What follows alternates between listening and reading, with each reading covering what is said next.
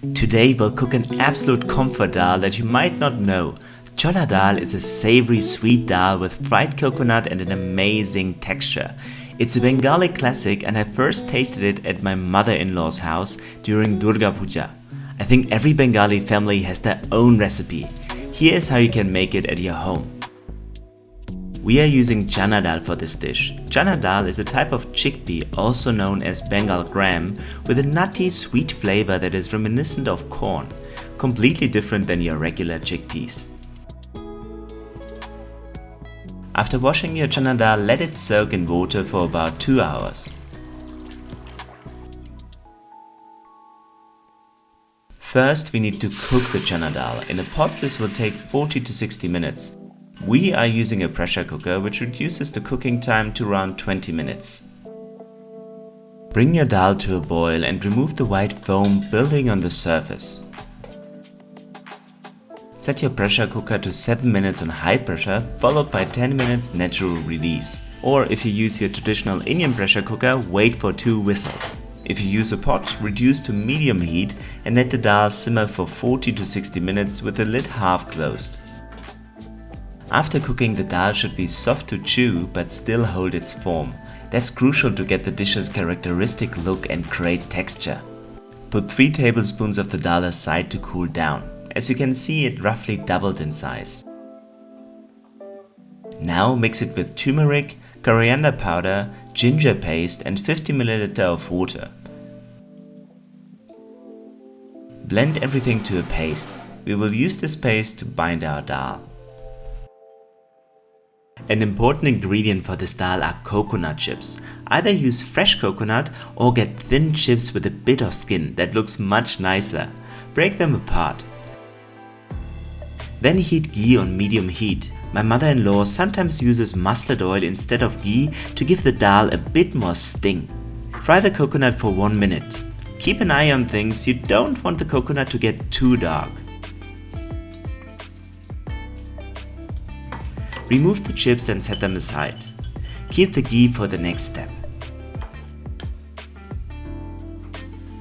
Next up are our spices. We are going to prepare a special spice mix for this dal.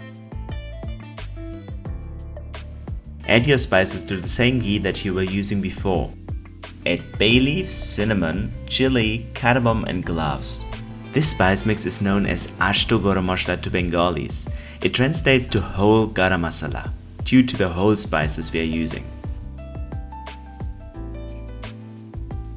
Let the spices bloom for about 20 seconds. Then add cumin, hing or asafoetida and fry for another 30 seconds.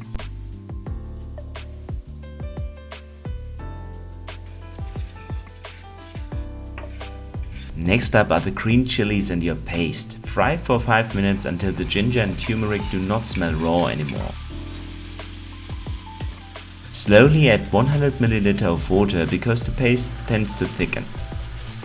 This dal has a very mild and sweet taste. Everyone will love it. It is also often used as prasad, an offering for puja. This is why we are not using garlic or onion in this recipe. They are considered too strong and stimulating for the mind, which might distract from the puja. Add your spice paste to the cooked chana dal. If needed, add more water and let it cook for 5 minutes. The paste will bind the dal and make it creamy without a single drop of actual cream. But make sure that the consistency does not become too thick. Turn off the stove and season your dal to taste with salt and sugar. Some even like to add raisins.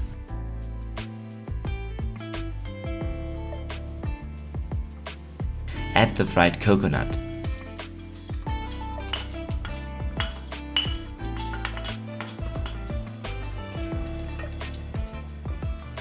The dal should thicken now, but you can still see every single chickpea.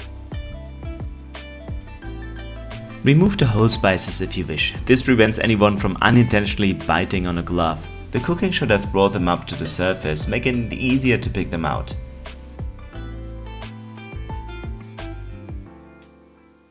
This dal is traditionally served with fresh puris or luchi, how we call them in Bengal, Indian balloon bread, but you can also enjoy it with rice. This dal is perfect to cook in large quantities without additional effort. My mother-in-law likes to prepare it when she hosts festivities at her home. No worries if you have leftovers, you can easily put the dal in the freezer. If you do, add freshly fried coconuts when you heat it back up, that's much tastier. Now you know another tasty Indian secret dish that you are unlikely to get in any restaurant. Give it a try and let us know how you like it.